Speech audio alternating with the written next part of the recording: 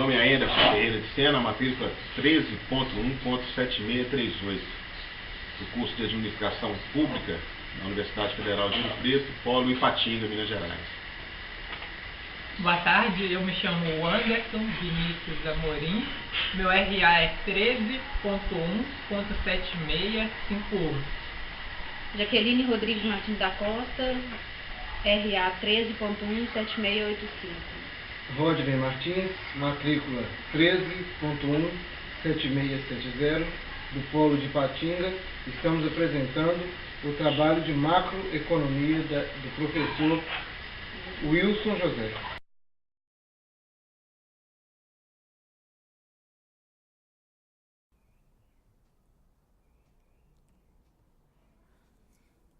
De acordo com Louis Heineken em macroeconomia, o modelo IS-LM foi proposto por Hicks e Hansen na década de 1940. Foi chamado de análise Hick-Hansen. Esse modelo recebeu inspiração keynesiana em sua concepção por girar em torno da demanda agregada e da propensão marginal a consumir. Para Carlos Paiva e André Cunha, em seu livro Noções de Economia, o modelo IS-LM tornou-se referência básica da análise macroeconômica keynesiana dentro do mainstream da economia. Trata-se da análise conjunta de dois mercados, o real, de bens e serviços, representado pela curva IS, Investment Saving, e o financeiro, explicitado na curva LM, Liquid Preference, ou Money Supply.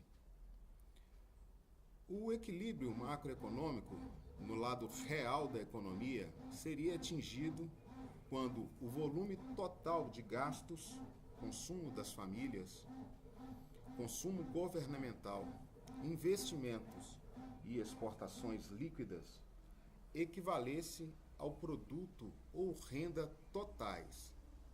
Tal condição também poderia ser expressa como sendo a necessidade do volume de poupança igualar-se ao total de investimentos.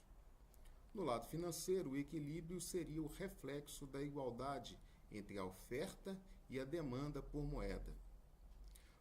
Um preço macroeconômico chave, a taxa de juros, afetaria os dois mercados em simultâneo, influenciando os gastos e investimentos, do lado real, e a demanda por moeda, do lado financeiro. Por sua vez, as políticas monetárias e fiscal seriam capazes de influenciar a taxa de juros. A partir de um conjunto de equações fundamentais, sintetizadas em um gráfico que expressaria os equilíbrios nos mercados real e financeiro, seria possível verificar os impactos potenciais das distintas combinações da política econômica sobre o nível de renda e emprego da economia. Para Marcos Vasconcelos, a análise IS-LM procura sintetizar em um só gráfico muitas situações da política econômica.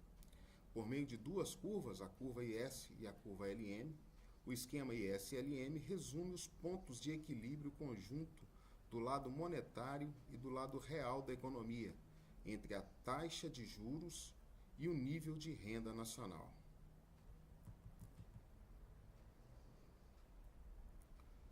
Supondo, no lado real da economia, uma dada função consumo, uma função poupança, uma função investimento e um dado nível de gastos do governo, teremos um conjunto de pares de taxas de juros e níveis de renda de equilíbrio.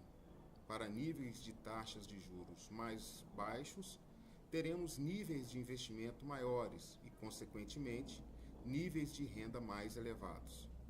E para dado nível de juros mais elevados, observaremos uma queda no investimento e na renda. Esse conjunto de pares de taxas de juros e níveis de renda é conhecido como curva IS.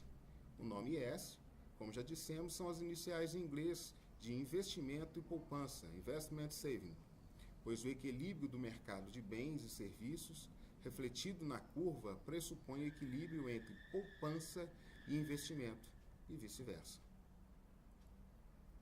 Para Vasconcelos, veremos que quando aumentam os gastos do governo para uma dada taxa de juros, teremos um nível de renda de equilíbrio maior. Analogicamente, um aumento de impostos ou uma diminuição de gastos do governo tem um efeito inverso. No lado monetário da economia, temos que, para um dado nível de renda, teremos uma demanda de moeda para transação e precaução. À medida que aumenta a renda, aumenta essa demanda. Se o estoque de moeda for fixo, o aumento de renda provoca um aumento da taxa de juros, pois como aumentou a demanda de moeda, aumenta o preço da moeda, que é a própria taxa de juros. Dessa forma, níveis de renda maiores implicam numa taxa de juros maior ou igual. O conjunto de pares de taxas de juros e níveis de equilíbrio da renda é conhecido como curva LM. O nome vem das iniciais em inglês da demanda e oferta da moeda, Liquidity Money, pois curva LM reflete o equilíbrio entre a oferta e a demanda da moeda. Evidentemente tem que haver equilíbrio simultâneo e igual no lado real e no lado monetário da economia. Portanto, onde as duas curvas IS e LM se cruzam, é o ponto de equilíbrio da economia. A análise IS-LM permite analisar o resultado da combinação de políticas monetárias e fiscais e seus impactos sobre o lado real e o lado monetário simultaneamente. Assim, para Paiva e Cunha, em noções de economia, elevações ou reduções no nível da renda implicam em maior ou menor demanda por moeda, que deve ser compensada por uma taxa de juros mais elevada ou reduzida, caso a oferta de moeda não se expanda.